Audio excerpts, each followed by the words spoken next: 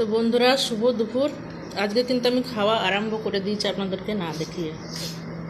আর প্রথম পাতে আজকে আমি কিছু করিনি, কেননা সময় পাইনি। ভেবেছিলাম একটু ভাজা পোড়া বা কিছু একটা করব। প্রথমে তো আমি তরকারি পছন্দ করি না, কিন্তু তবুও তরকারি খাচ্ছি। এই যে কচু দিয়ে মসুর ডাল দিয়ে একটু তরকারি করেছি, আর এই যে শসা 2 পিস, আর রুই মাছের ঝাল, আর সাথে টক দই, আর মিনির ভাত। তো এই মাছ আমি খাবো হাফ হাফ দেবো মিনিদেরকে। তো এখন বাজে 3টে। এবার দেরি হয়েছে এই কারণেই, আজকে খেতে খেতে কথা বলছি। তো মোট কথা আজকে দেরি হয়ে গেল, জানেন এত কেন?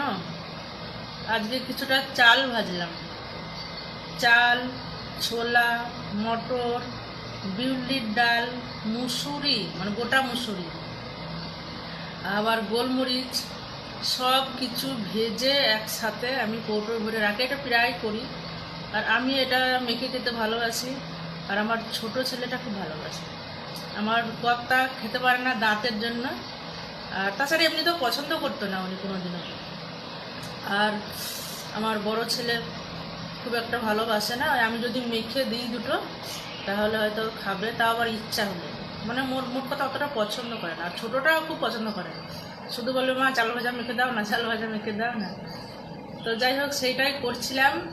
আজকে ওই ভাজতে ভাজতে কত বেলা হয়ে যেত, 2:30 বেজে গেছিলো। তারপরে স্নান টান করলাম, আবার কতগুলো নাইটি ছিল কাচলাম, কেচে ধুয়ে যে কোনো রকমের স্নান করে সিঁদুর টিঁদুরও পরা হয়নি, খেতে বসেছি। 3টে পার হয়ে গেছে। তো বন্ধুরা চলুন, টাটা, পরে আবার কথা হবে। মিনিরা বাইরে অপেক্ষা করছে আমার জন্য, ওদের আরও দেরি হয়ে গেল। চলো।